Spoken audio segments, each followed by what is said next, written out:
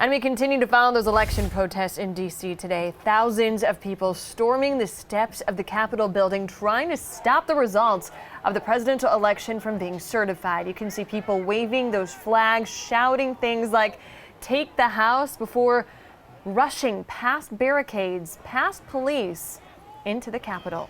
And Capitol Police were just overwhelmed by the crowd. They pushed their way inside. This is a look at an officer by himself facing all of these folks inside the Capitol building. And you can see him having just to back out. He had no help at all. Again, it's making a lot of folks ask, what happened? Was there a failure today? Look at him. I mean, he's by himself with a wand against all of those folks as they make their way up those stairs.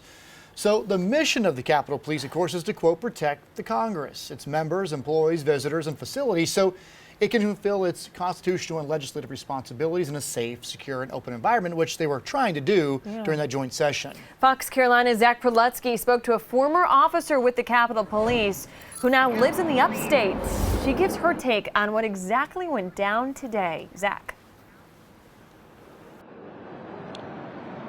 Yeah, well, Sandra Kaufman served in the Capitol Police for more than 2 decades before retiring back in 2013, even rising as high as Deputy Chief of Police during her tenure. She says that she still has many friends and former co-workers serving in D.C. and was sickened when she saw what was going on inside of the Capitol this afternoon.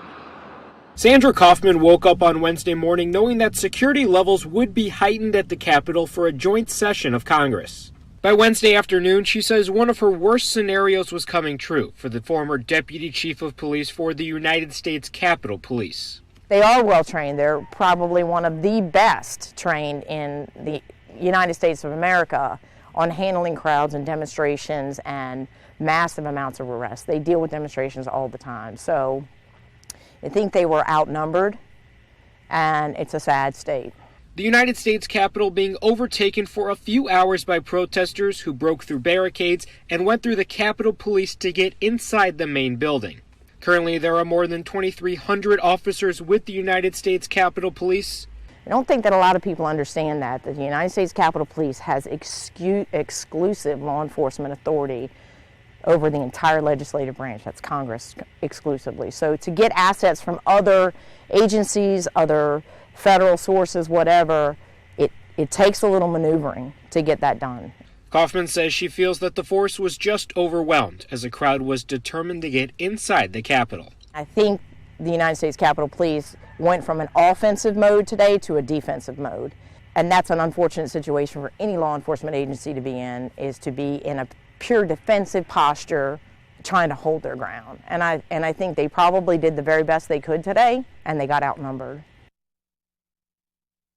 The D.C. Chief of Police says at least 13 people were arrested and 5 weapons were seized in the aftermath of the unrest. Eventually, more than 1,000 National Guardsmen and 200 federal officers were also called in to help at the Capitol. For now, reporting live in Greenville, Zach Prelutsky, Fox Carolina, the 10 o'clock news.